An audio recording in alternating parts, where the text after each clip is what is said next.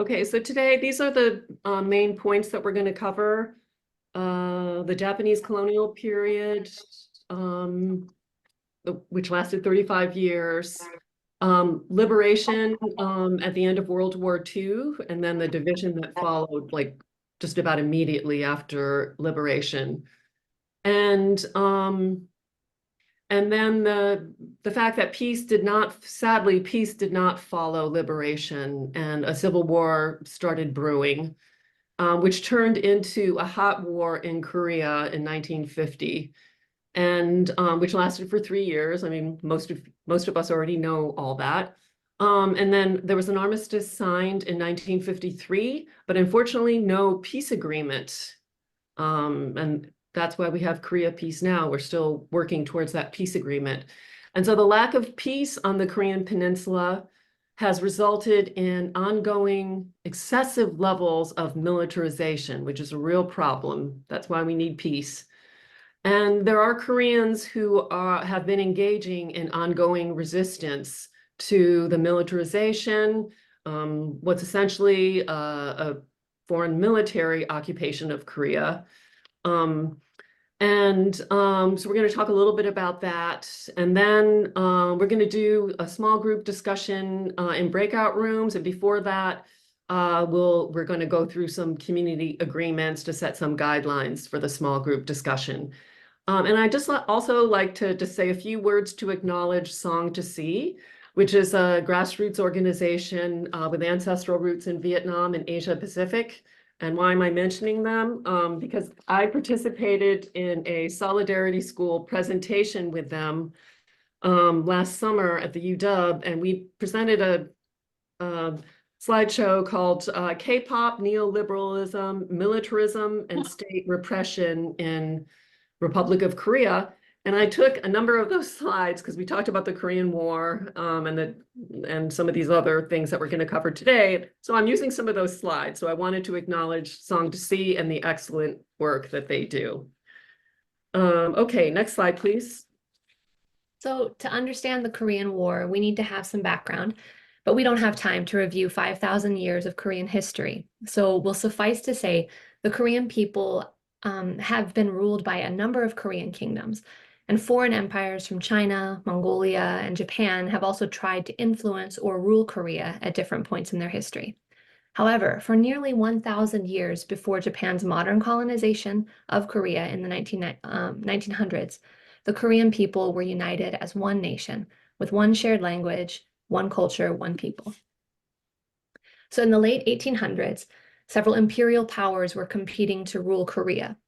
At that time, China warned Korea to find a powerful ally because Russia and Japan both had designs over Korea.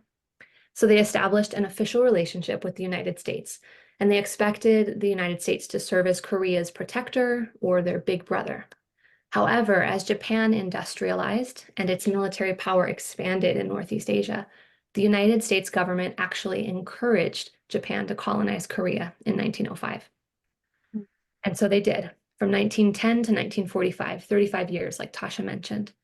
This was a huge betrayal of the Korean people by the United States, and the cruel Japanese domination planted seeds in Korea for future violence and civil war.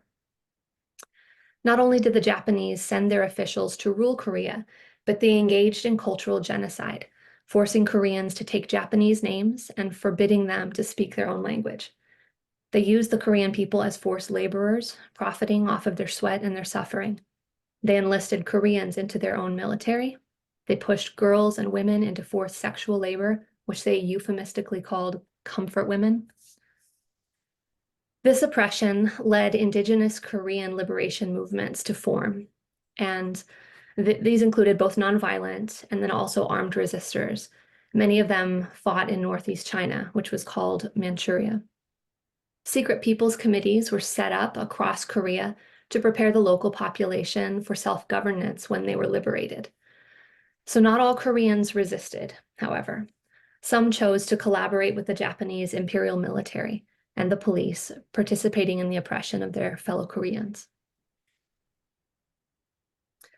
So now we'll discuss how one nation and one people who fought for their liberation from the Japanese ended up becoming divided between North and South. While Koreans struggled for their liberation from Japan, World War II was raging. 3 months after Hitler's defeat in Europe, the Soviets joined the fight against the Japanese. They swept down through Manchuria and onto the Korean Peninsula. Even though the US was allied with the Soviets in World War II, they feared communist expansion. So just 5 days before Japan would surrender and Korea would be liberated, there were 2 American officers named Dean Rusk and Charles Bonesteel who whipped out a pencil and drew a line across Korea, cutting it in half along the 38th parallel. Their idea was that after Japanese surrender, the Soviets would occupy north of the 38th parallel, and the US would occupy anything south, including Seoul. The idea sounded good to the Soviets, but Koreans were never consulted. Imagine being a Korean person on August 15th, 1945. Japan has surrendered. Your nation has finally been liberated. You can finally speak your language again freely. You can call yourself by your own given name. You can rule yourselves. You can work for your own well-being. After 35 years of heartache and struggle, you are free. So it must have been a glorious celebration. But it didn't last long, because within days, Koreans began to understand that 2 other foreign powers were occupying their land. Although the division and the occupation were intended to be temporary, leading to national elections for shared Korean government, the division never ended. Although Soviet troops left in 1948, American troops are still in Korea.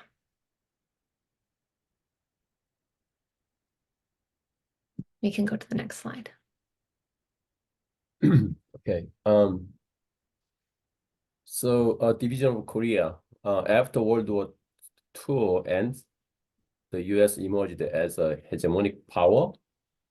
The U.S. wanted Japan in its entirety, so wanted to stop Soviet Russian forces, which were already in the northern part of Korea.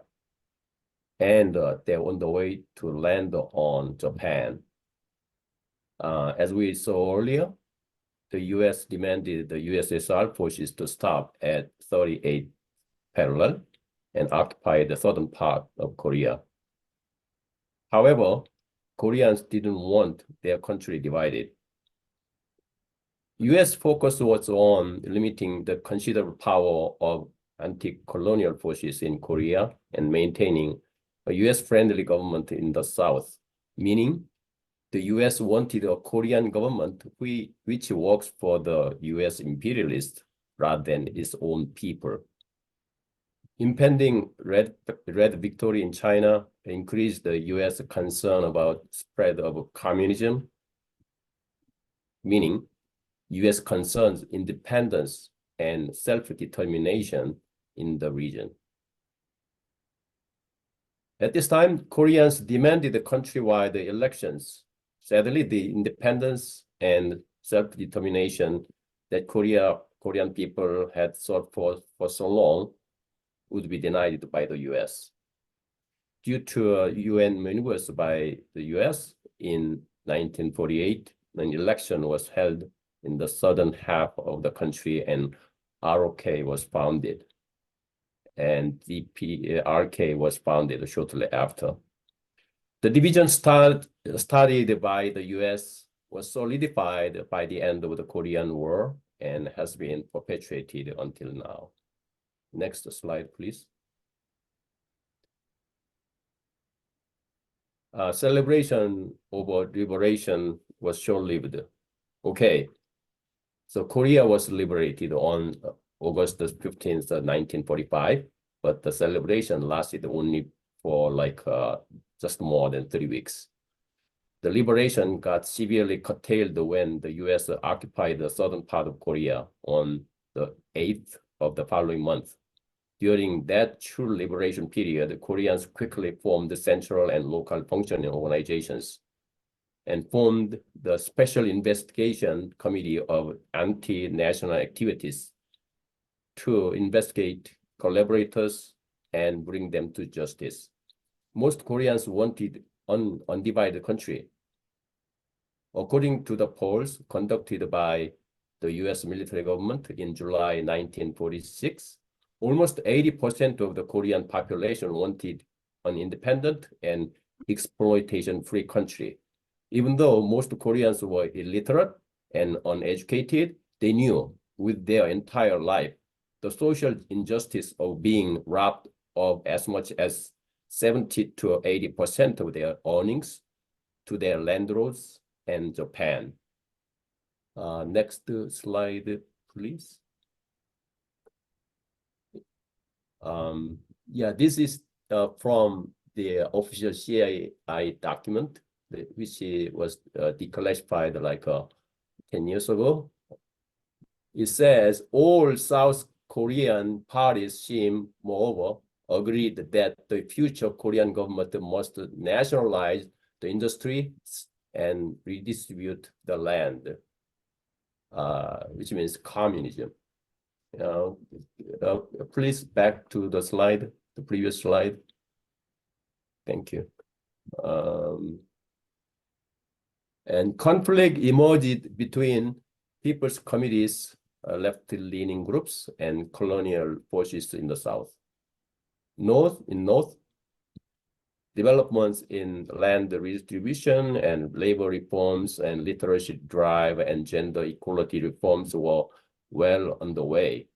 On the other hand, in the South, former Japanese collaborators and imperial military police are given important positions, and they serve to protect the landowners' interest and their new master's interest, as seen in the case of Kim Hwa-lan, the president of Ewha University.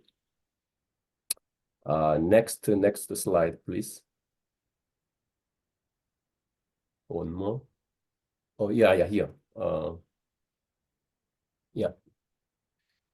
So, however, independence and socialism were not acceptable by the US, and the US destroyed the people's organizations or drove them underground, including the Korean People's Republic, which was declared on September 6th, just 2 days before the US troops occupied the country.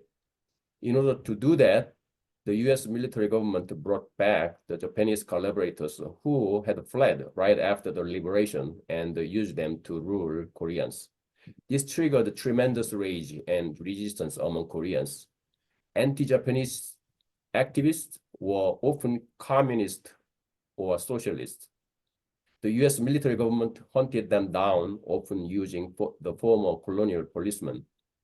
The US formed the South Korean Army with the former colonial military officers at its core.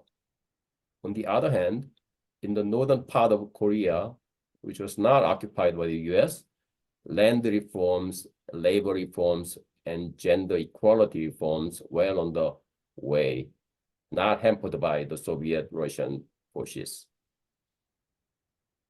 The Koreans refused to accept the forced division, separate elections, and that former collaborators are now in power. Intense labor unrest, high inflation, hunger, famine, and disruption of the division.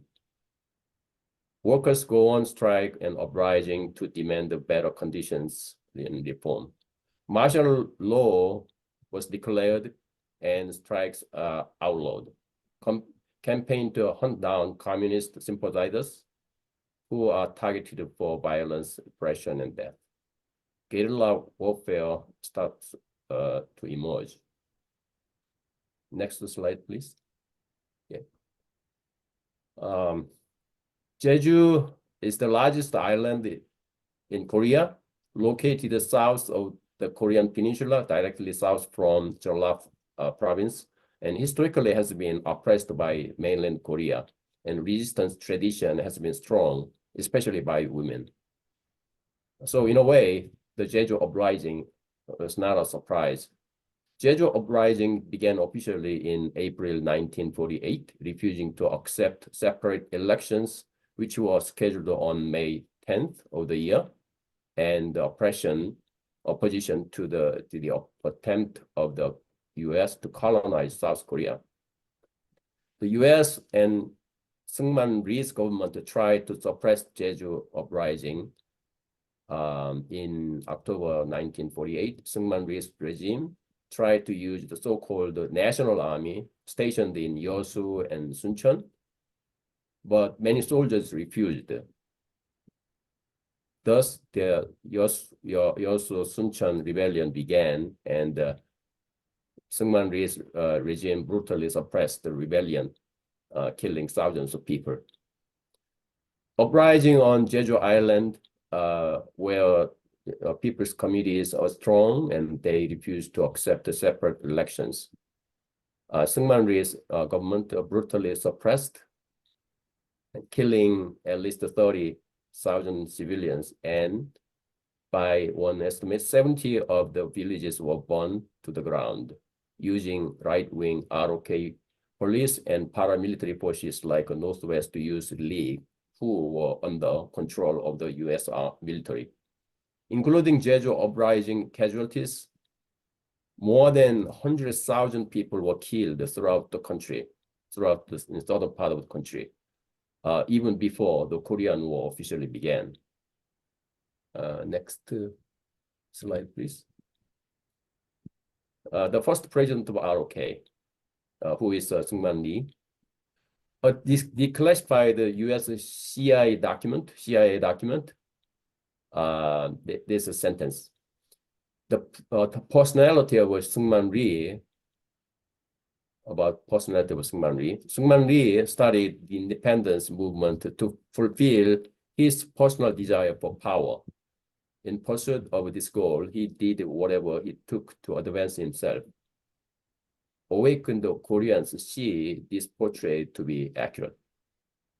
He was born in Hwanghae-do in 1875 and decided to become a Christian as it seemed promising. Indeed, he shrewdly used his church connections to go to America and to get his PhD in theology in Harvard, which produced admirers among the Korean Americans, including anti-Japanese resistances. He joined the anti-Japanese resistance groups in Hawaii. However, he was far from a true resistance. Instead, he used the Korean liberation movements for his personal gains. He even became the first president of the Provisional Korean government based in Shanghai, China in 1920. However, soon his true colors were revealed and he was impeached. Instead of fighting Japan, he praised the Japan's colonization of Korea again and again. However, he quickly changed his word and deed when Japan surrendered and the US occupied the southern part of Korea, and pretended he fought Japan for liberation. Seungman Rhee was installed by the US in the special election held in the South, and the ROK national security law goes into effect in 1948. ROK national security law inherits the colonial peace preservation law and National Security Act of Japan, which were used to control and suppress Korea during the colonization period. ROK was essentially a police state at this time. Next.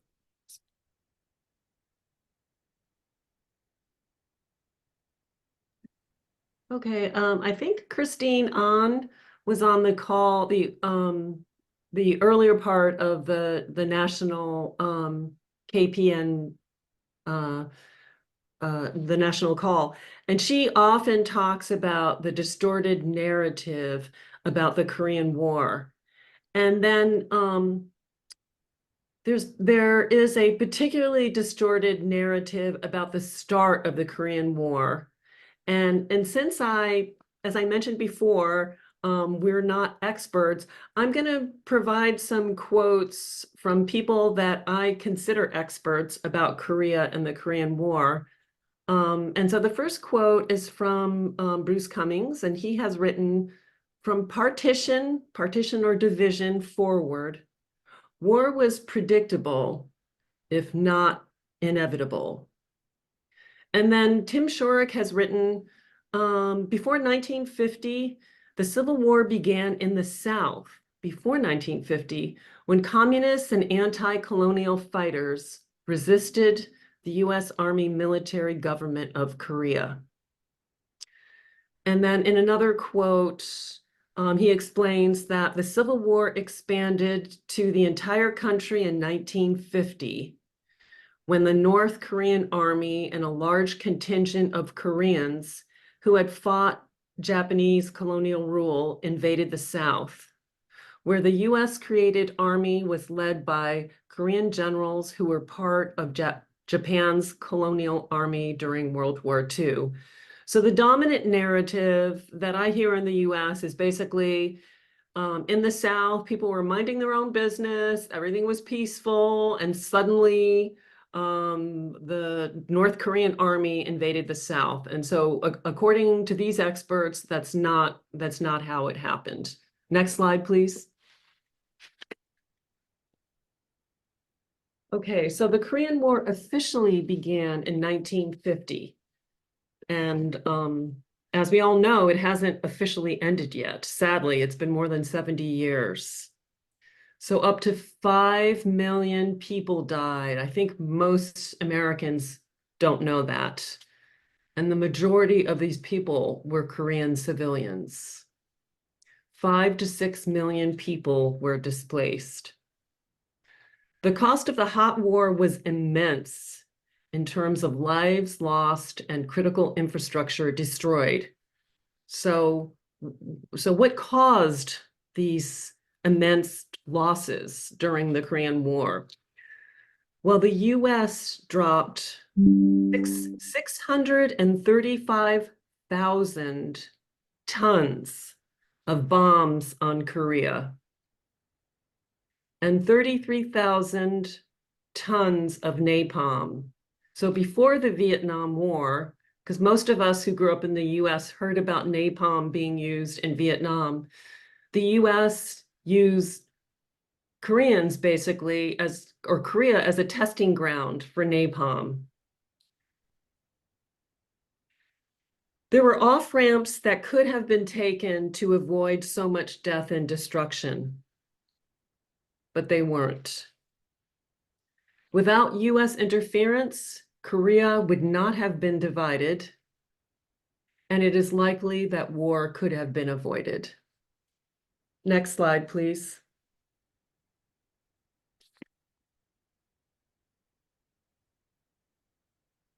The armistice talks began before the first anniversary of the Korean War, as it became clear a stalemate was emerging. So historian I.F. Stone has written in The Hidden History of the Korean War, while North Korea was desperate to end the war due to really heavy casualties, that's where most of the casualties occurred, not in the South, the US feared peace breaking out. I.F. Stone repeats this over and over throughout his book and kept insulting North Korea during armistice talks in order to prolong the talks, which lasted more than 2 more years, or more than 2 years. Finally, an armistice was signed by North Korea and the US, and I believe China also signed. South Korea did not sign, was boycotting the armistice. And let's see, so the active fighting ended in 1953. And then according to the terms of the armistice, a peace treaty was supposed to follow in the coming months, but it never happened. And that was mostly because the US did not want that. And so here we have the situation that we have today. The war has been suspended or frozen for more than 70 years. Next slide, please. So now we're going to watch a short clip from, this was a clip that was shown during the book launch for the latest edition of the Hidden History of the Korean War by I.F. Stone. And I just want to say, just kind of put out there a trigger warning.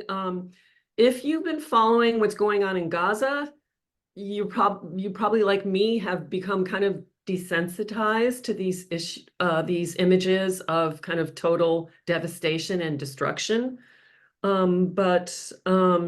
Yeah. And so I mentioned the bombs and the napalm a little bit earlier. So the US use of carpet bombing destroyed entire cities.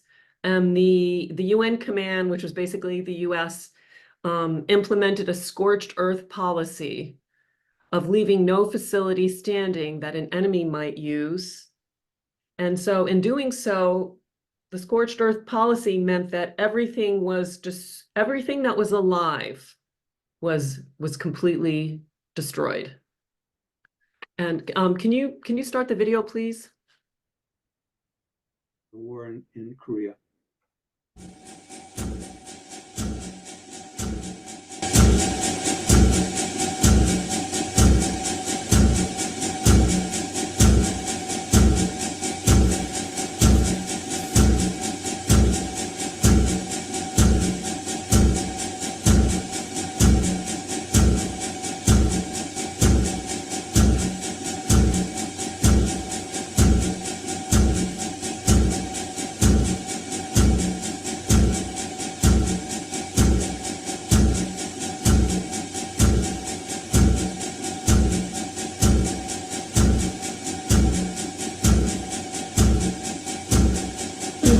새까맣게 끄시려고 말도 못하지 뭐 피해든 그러는데 뭐 아이들, 여자들, 배고픔. 딸이지 Hang on. I haven't done it, but go ahead, take it, and I'll cover you. All right, I'm going in now.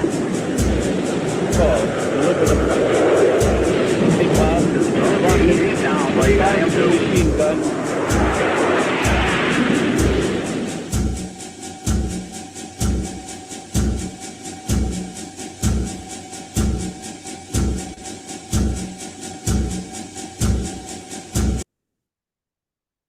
So as you might have seen in the video clip, it's some of the text said stories uncovered after 70 years. So a lot of this information has been hidden or suppressed in South Korea, for sure, and also in the US. Some of these documents only became declassified recently, and that's why people don't know about this. A lot of this information has been hidden. Next slide, please. The war in Korea.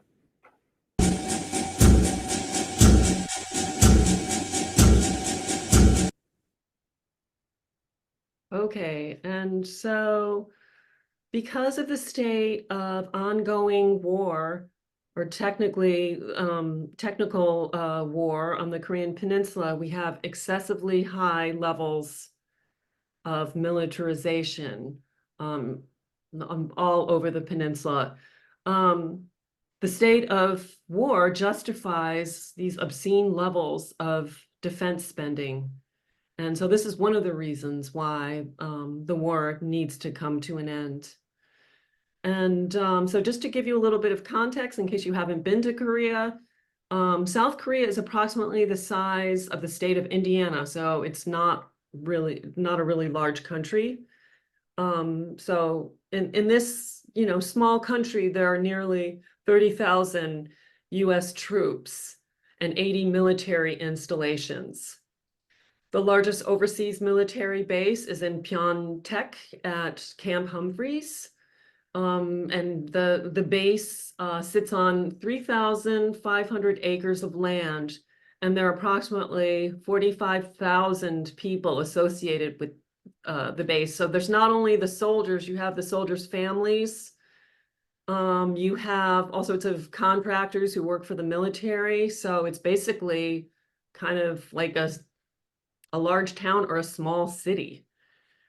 And so Korea's location between China and Japan and near Russia make it ideal to serve as a platform to project hegemonic military power and to confront China. And so sadly, Koreans will be on the front lines of any war with China because of the geographical location, but also because of all of the military installations and the fact that the US has military OPCON in South Korea, which means if a war breaks out, the US will take command of South Korean troops. And South Korea has this, I believe it has the 6th largest army in the world. So all this works to the kind of the US benefit and really against the interests of the Korean people. So I just want to say a couple words about the current president in South Korea. His name is Yoon Suk-yeol. He's a far right, very conservative politician. And some people say that he's a puppet of the US. And in fact, his policies are completely aligned with US interests. And because of Yoon Suk-yeol, and I would say the Biden administration, both of which are taking a confrontational approach towards North Korea and China. And so this has resulted in escalating tensions on the Korean Peninsula, which have increased the threat of war to unprecedented levels. So it's not a good situation. Next slide, please. So I just wanted to show, we're going to show a short clip in a minute of just showing some of these really badass grannies, these halmonies, in this small village where they've been resisting this THAAD, this anti-missile defense system, since 2017. And even though it has been installed, they vow to continue their opposition. Let's take a look at this. It's a really short clip. 싫어 싫어. 미국 대통령도 싫어 우리는. 여 한국 못 살거라. 한평생 나가던 뜨거운 맹세 깨어나서 외치는 뜨거운 함성. Okay, so I have so much respect for these activists, but I feel sad at the same time because I feel like they should be enjoying a peaceful retirement, and here they're having to take on their own government and take on the US military. And there have been other sites of major resistance on Jeju Island, which we talked about before, the sad history of Jeju. There's a relatively new naval base that was built in a very pristine area and against local opposition. And it was supposed to be used just by the South Korea, but of course the US government has been using it recently. A nuclear powered submarine docked there, and the US is freely using the naval base at Jeju. And then there was fierce resistance in Pyeongtaek by local villagers whose land was taken, and also by peace activists. So I think about 10 or 15 years ago, they spent $10.8 billion to expand Camp Humphreys to make it the largest overseas base. Okay, next slide, please. 싫어 싫어. 미국 I love that woman. Okay, and so we don't really have time to go into detail to talk about the ongoing human costs of war, which are huge, really huge. But there's the divided family issues, which if you've been involved with Korea Peace Now for a while, you would have heard about this. There's over 100,000 Korean Americans who are separated from family in DPRK. Also the fact that, Koreans are one people, but we're divided because of the DMZ and this artificial division, and because of the national security law, this weird anti-communism in South Korea, and government repression in both North and South. We hear about all the repression in North Korea, but there's plenty of repression in South Korea as well. And then there's the issue of, especially, well, for the members of the diaspora, the loss of language and cultural traditions due to migration and assimilation. In the Korean community, Kathy Parakong talks about this in her book Minor Feelings, the untreated PTSD and mental health issues, and how that manifests itself in the Korean American community. And I know I experienced this in my own family, the strategy of silence, the war survivors who just they're dealing with this heavy trauma. And so they employ a strategy of silence to protect themselves. So we don't often hear their stories. And then intergenerational trauma. And I wanted to mention there's going to be a May 29th event. Yeah, and Kathy talked about that earlier, and I'm so excited about it, about intergenerational trauma and the Korean War and healing across generations. So I'm definitely going to sign up for that, and I encourage you to check that out. And last but not least, the impacts to the Korean War vets and their families. They're also living with the ongoing human cost of war. Next slide, please.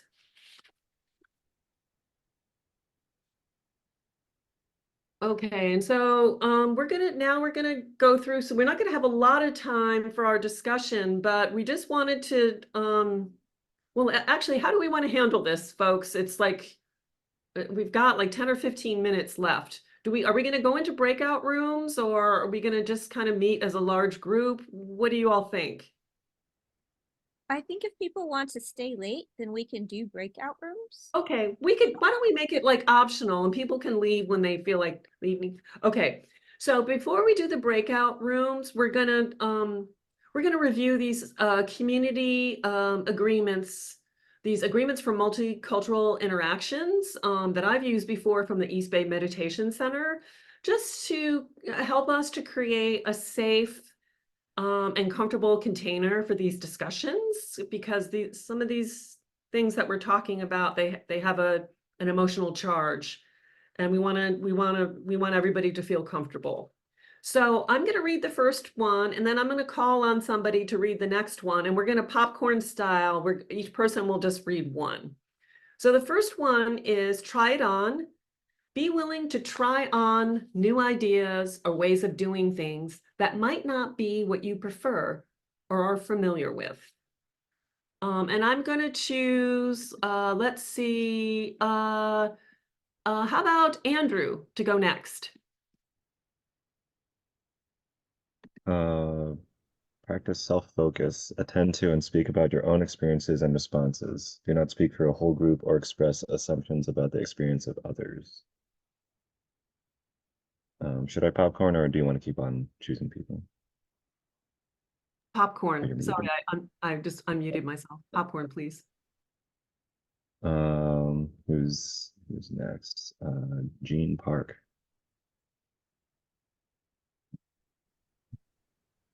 Practice both and when speaking, substitute and for but. This practice acknowledges and honors multiple realities. And I will popcorn to Evelyn. Refrain from blaming or shaming self and others. Practice giving skillful feedback. And pass it to Danielle Kwan. Move up, move back, encourage full participation by all present. Take note of who is speaking and who is not. If you tend to speak often, consider moving back and vice versa. I'll popcorn to Hayden Smith. Practice mindful listening. Try to avoid planning what you'll say as you listen to others. Be willing to be surprised, to learn something new. Listen with your whole self. And I'll pass it over to... Okay, could I pass it to Kit Nicholson, please? Yeah, sure. Confidentiality. Take home learnings, but don't identify anyone other than yourself now or later.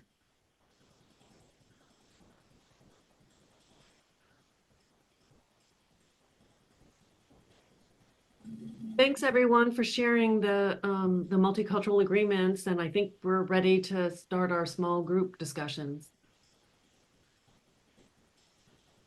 Okay, great, guys. Before we break out into breakout rooms, I just wanted to acknowledge all of the really hard work that the education community put into our presentation for today. That was a lot to condense down into a small amount of time. So Tasha, Munjo, Jennifer, and also the folks from the committee that aren't here, which would be Tenzin and Johnny. Thank you guys so much for your hard work in putting this together. That was great. I have set the breakout rooms for 15 minutes. And if you're still around after that, we can come back together for a final check-in. But I think we are ready to head to breakout rooms.